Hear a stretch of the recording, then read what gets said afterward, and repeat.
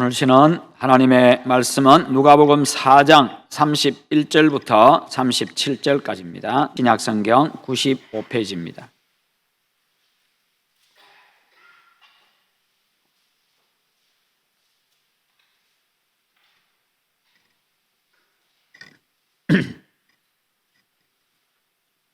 (4장) 31절에서 37절입니다. 갈릴리의 가버나움 동네에 내려오사 안식일에 가르치심에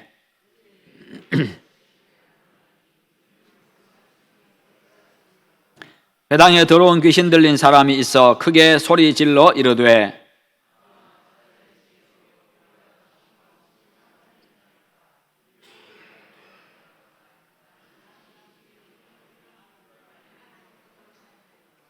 예수께서 꾸짖어 이르시되 잠잠하고 그 사람에게서 나오라 하시니 귀신이 그 사람을 무리 중에 넘어뜨리고 나오되 그 사람은 상하지 아니한지라.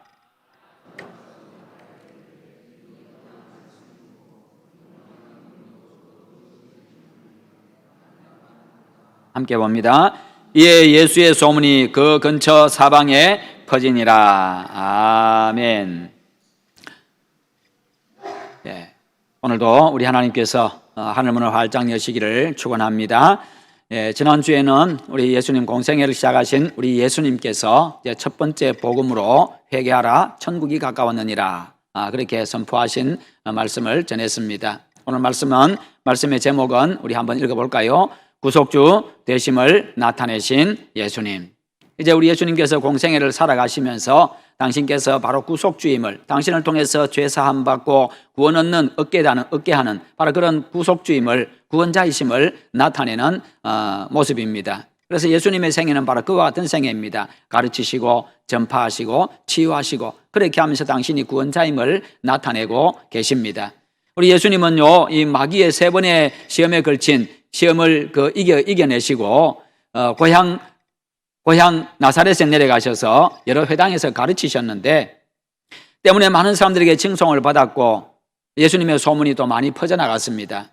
그런데 예수님의 그 소문과 인기가 널리 퍼져나갈 즈음에 예수님이 회당에서 이사야 61장을 읽고 그 61장에 나오는 그 예언이 바로 자신에게서 이루어졌다고 그렇게 말씀하심으로써 이제 고향 사람들의 분을 사게 됩니다. 급기야 회당에 모였던 사람들은 예수님을 어느 낭떠러지로 데려가가지고 거기서 떨어뜨려 죽이려고 했습니다.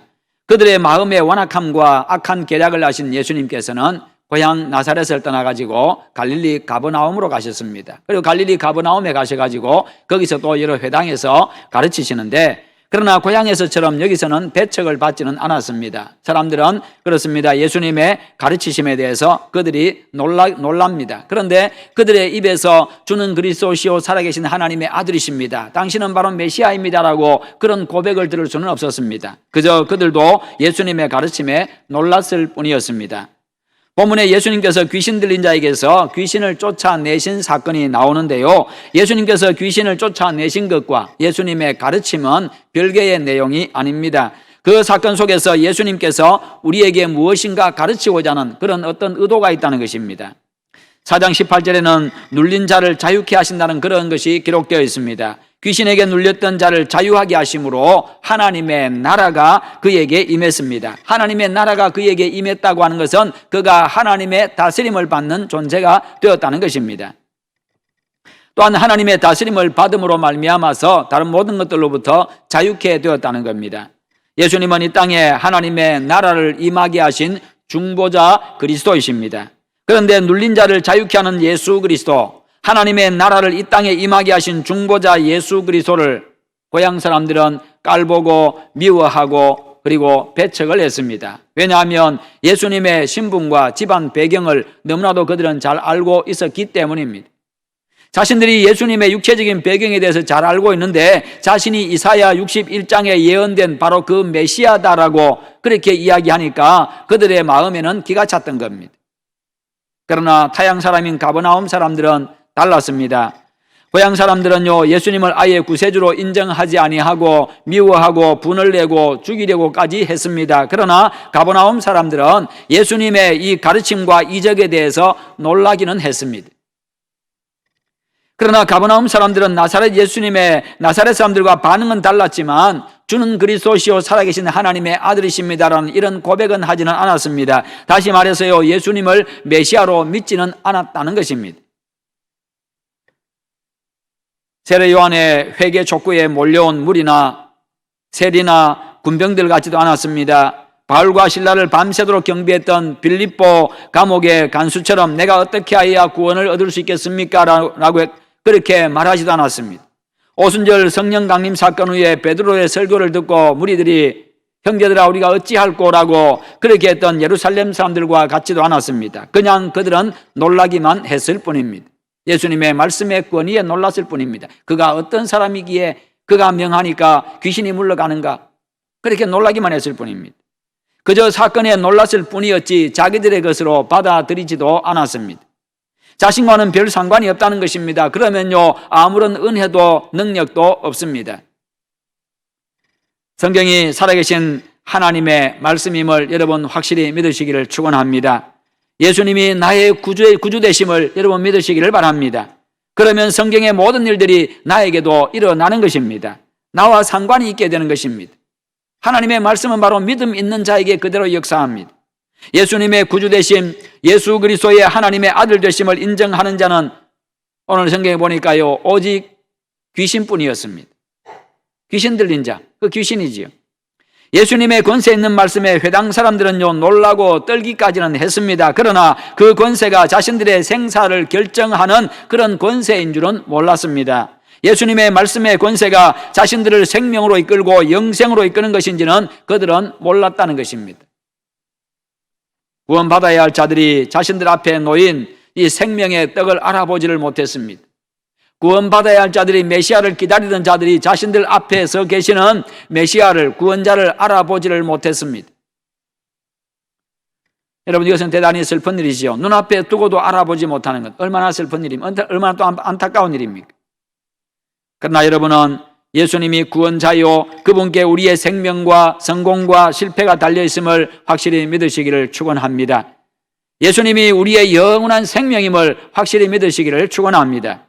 사람들은 깨닫지 못했지만은요, 결국 멸망받을 귀신은 자신의 때가 되었음을 알았습니다. 그래서 34절에 보면, 아, 나사렛 예수여, 우리가 당신과 무슨 상관이 있습니까? 우리를 멸하러 왔습니까? 나는 당신이 누구인 줄 압니다. 당신은 하나님의 거룩한 자입니다. 귀신은요, 모든 사람들이 잠잠할 때 예수의 이름을 불렀습니다. 하나님의 아들됨을 인정했습니다. 그러면서 자신이 마치 올바른 신앙을 가진 자인 것처럼, 자신이 마치 예수님 편인 것처럼 그렇게 가장을 하고 있습니다.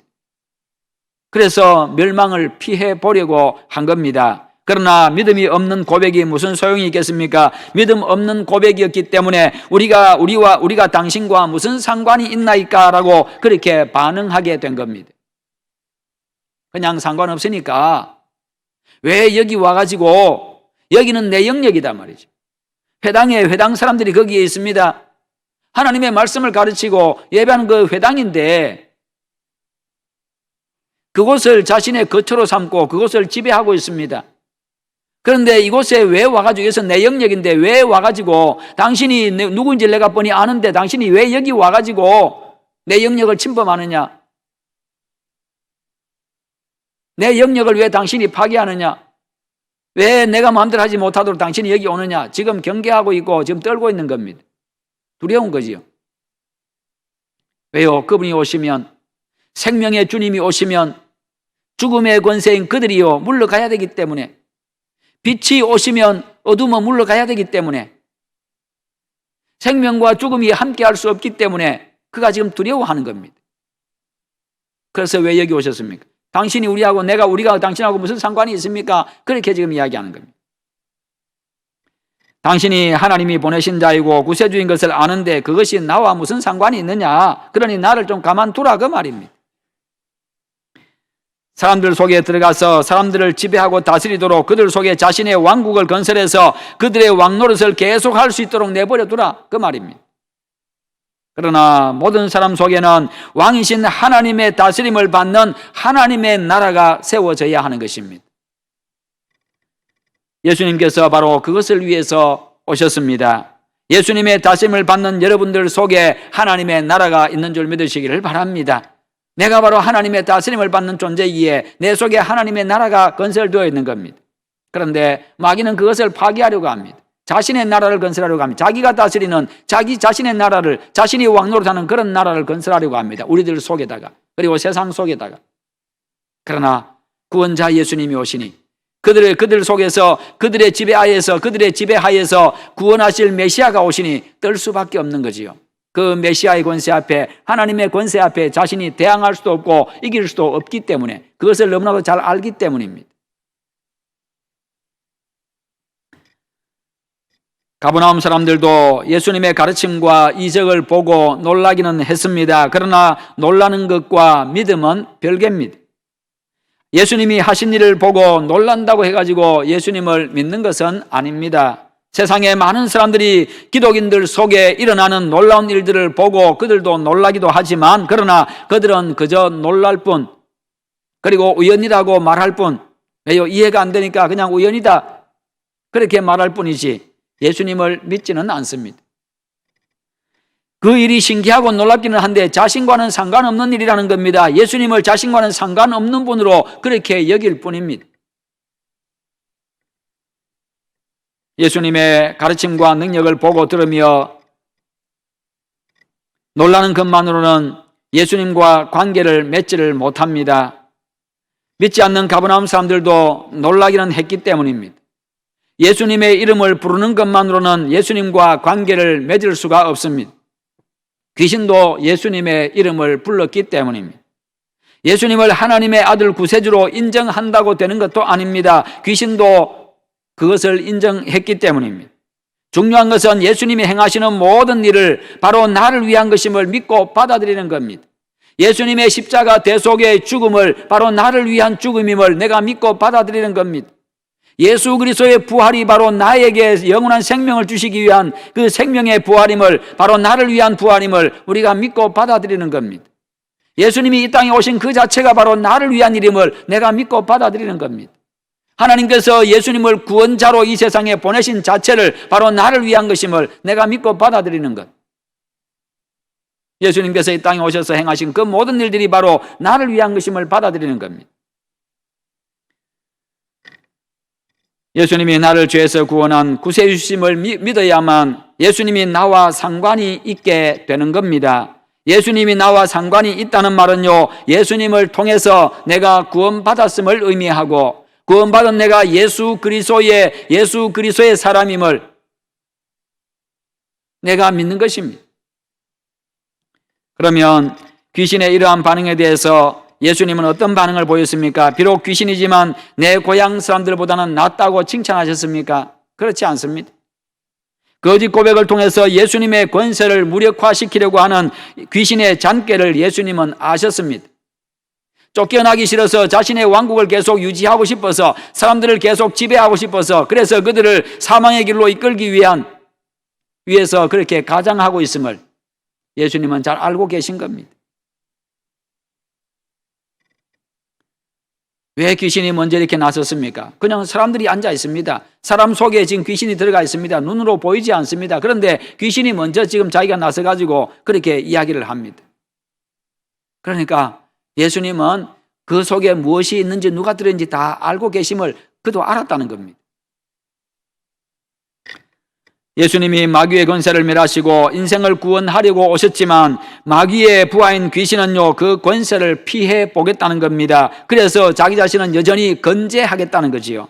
그러나 예수님은 귀신이 예수님의 이름을 부르고 메시아임을 외쳤지만 오히려 꾸짖으시고 잠잠하라고 명하시고, 그리고 그 사람에게서 나오라고 명하셔서 그를 쫓아내버렸습니다.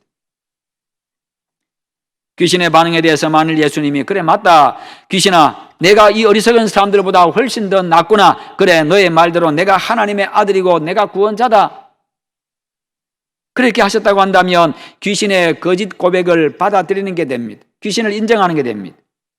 그렇게 되면 귀신의 세력은 오히려 예수 안에서 귀신이 오히려 해방되는 겁니다. 그렇게 되면요, 귀신의 세력을 결박해서 사람들을 해방시키고 구원하실 예수님의 그 사역이 실패로 돌아가는 거지요. 하지만 예수님은 귀신의 그 얄팍한 속임수에 넘어가지 않으셨습니다. 그 속임수를 간파하시고 물리치심으로써 구원 사역을 잘 처음부터 수행해 나가십니다. 예수님은 귀신의 거짓되고 더러운 고백을 꾸짖어서 잠잠하게 하심으로써 메시아 되심을 사람들 앞에 증명해 보여주셨습니다. 예수님은 우리의 죄를 담당하시고 십자가에서 죽으심으로써 비로소 우리의 구원자가 되신 것이 아니라 그분은 처음부터 우리의 구원자이십니다. 주님은요, 귀신을 물리치심으로써 구속주 되심을 바로 나타내 보이신 겁니다. 그러나 우리는 귀신의 감언 이설에 잘 속아 넘어갑니다. 귀신은 결코 진실을 말할 수 없는 존재입니다. 귀신은 결코 우리에게 유익된 말을 할 수 없는 존재입니다. 왜냐하면 본질상 거짓이고 본질상 악한 존재이기 때문입니다. 그 속에는 악한 것밖에 들어있지 않기 때문에 나오는 것은 악한 것밖에 안 나온다는 겁니다. 나에게 유익할 것처럼 말하는 귀신의 거짓말을 여러분 믿음으로 하나님의 말씀을 통해서 잘 분별할 수 있기를 축원합니다. 그래야 여러 가지 시험에 대해서 우리가 넘어지지 않을 수 있습니다. 예수님께서 귀신의 얄팍한 책동을 이기셨는데 그 결과는 무엇입니까? 바로 귀신 들린 자의 해방입니다. 예수님은 얄팍한 잔꾀로 자신을 지탱하려던 그 귀신을 쫓으시고 고통을 받는 한 사람을 그로부터 해방시켜 주셨습니다. 다른 병자를 고쳐주셨을 때와는 달리 예수님께서는 그 사람이 고쳐달라고 하기도 전에 먼저 고쳐주셨습니다. 그것으로서 예수님은 승리를 선포하셨고 자유를 선포하셨고 구원을 선포하셨습니다. 그것을 통해서 당신의 구속주 되심을 나타내 보여주셨습니다. 귀신은 회당 사람들이 예수님의 가르치심에 그냥 놀라고만 있을 때에 크게 외침으로써 예수여, 당신은 바로 하나님의 거룩한 자이십니다. 그렇게 그가 외침으로써 가버나움 사람들의 대변인을 자처했습니다. 자기가 먼저 나서가지고 사람들의 대변인을 자처합니다. 예수님의 가르침에 놀란 사람들은요, 사람들이 예수님을 구원자로 받아들이기 전에, 그들이 예수님을 구원자로 받아들이기 전에 귀신은 때를 놓치지 아니하고 선수를 쳐가지고 자신이 가버나움 사람들의 대표자인 것처럼 그렇게 이야기를 합니다. 사람들을 자신의 영향력 아래 계속 두겠다는 겁니다. 그렇죠. 여러 사람들이 모인 가운데 누가 먼저 특별한 일이 있을 때 먼저 나서가지고 이야기를 하면은 자연스럽게 그 사람이 꼭 대표자인 것처럼 그렇게 되어집니다. 몇 마디 더 하면요, 그냥 그 사람이 나중에 그냥 대표자가 됩니다.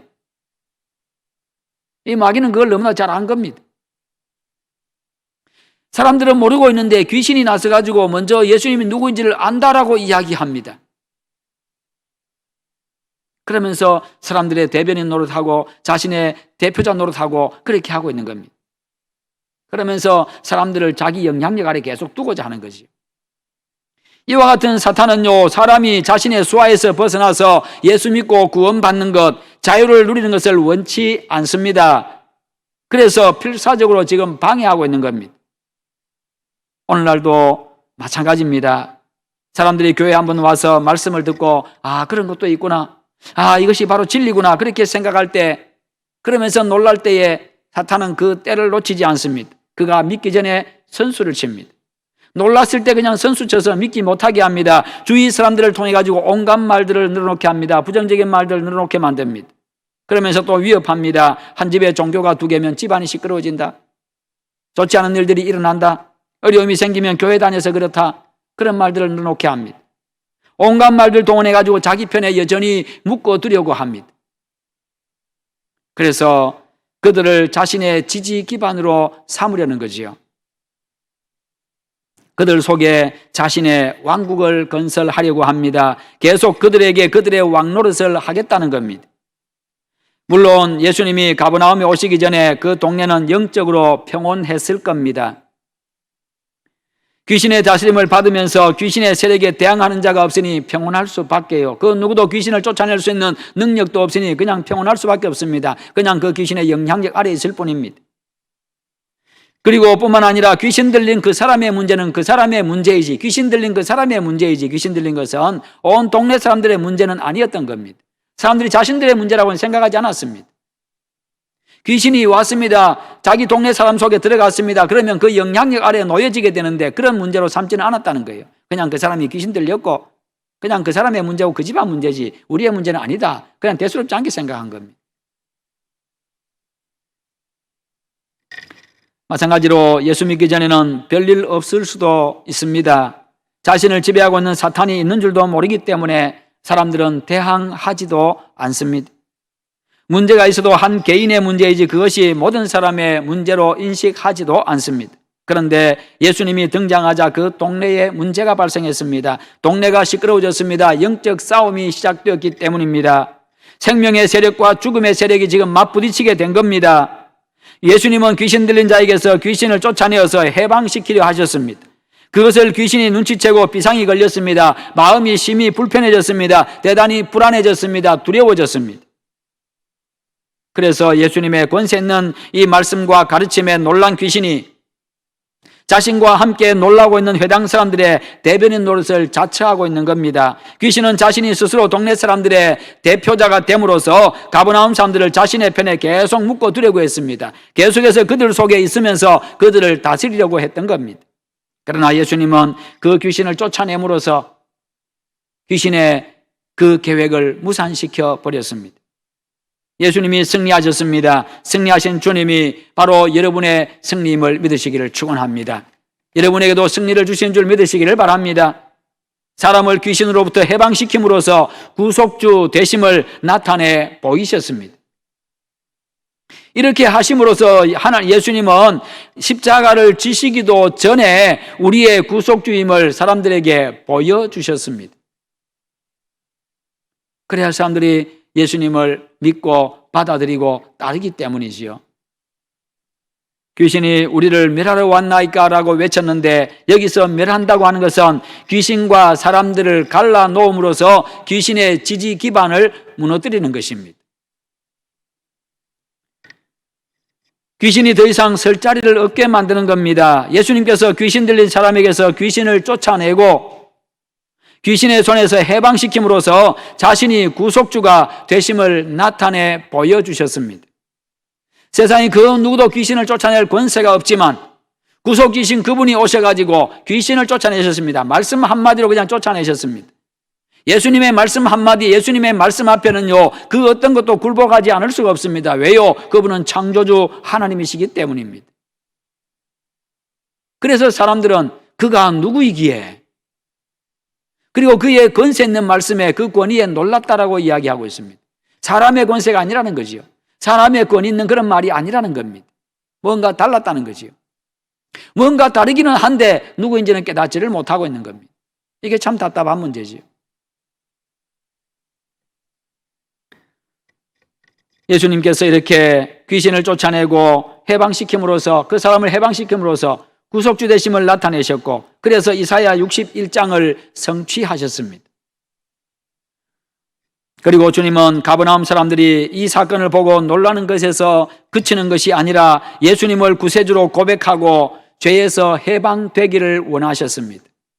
당신이 누구인지를 깨닫고 주님 앞에 나오기를 원했다는 겁니다. 왜냐하면 그래야 그들이 구원받기 때문입니다. 그리고 주님은 그 일을 위해서 세상에 오셨기 때문입니다. 성도 여러분, 예수님은 이 사건을 통해 가지고 당신이 우리를 죄 가운데서 구원하시고 마귀의 권세에서 해방시키신 구속주임을 나타내 보여주셨습니다. 그 예수님은 우리가 예수님의 가르치심과 하시는 일을 보고 놀라는 것을 원하시는 것이 아니라 구속주이심을 믿고 고백하기를 원하십니다. 성도 여러분, 예수님은 우리를 죄와 사망에서 구원하기 위해서 오셨습니다.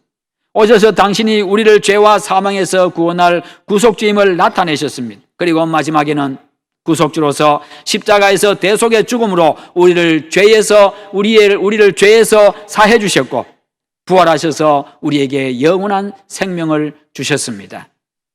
그러므로 여러분, 예수님이 나의 구속주임에 대한 확고한 믿음으로 죄사함 받고 구원의 은혜와 자유를 누리며 살아가시기를 축원합니다.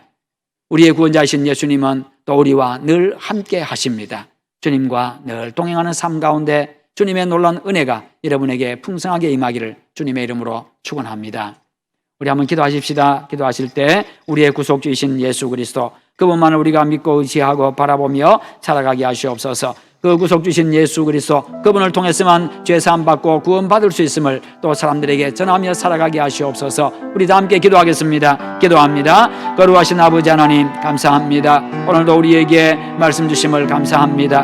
항상 하나님 이 말씀 붙잡고 믿음으로 살아가게 하시옵소서. 아버지 함께 해주시기를 원합니다. 구원자로 세상에 오셔서 우리를 죄 가운데서 죄에서 사해 주시고 하나님여 이제 죽은 부활을 통하여서 우리에게 영원한 생명을 주심을 감사합니다. 하나님 아버지 이 사실을 확실히 믿고 그 믿음으로 굳게 살아가게 하시고 그 사실을 사람들에게 전하며 살아갈 수 있도록 은혜를 베풀어 주시옵소서. 우리가 하나님도 이제 고난주간을 앞두고 있습니다. 하나님 앞에서 우리 자신을 돌아보며 또 경건한 삶을 살아갈 수 있도록 경건을 회복할 수 있도록 은혜 베풀어 주시옵소서. 오늘도 함께 하심을 감사합니다. 오 주님 감사합니다. 예수님의 이름으로 기도하옵나이다. 아멘.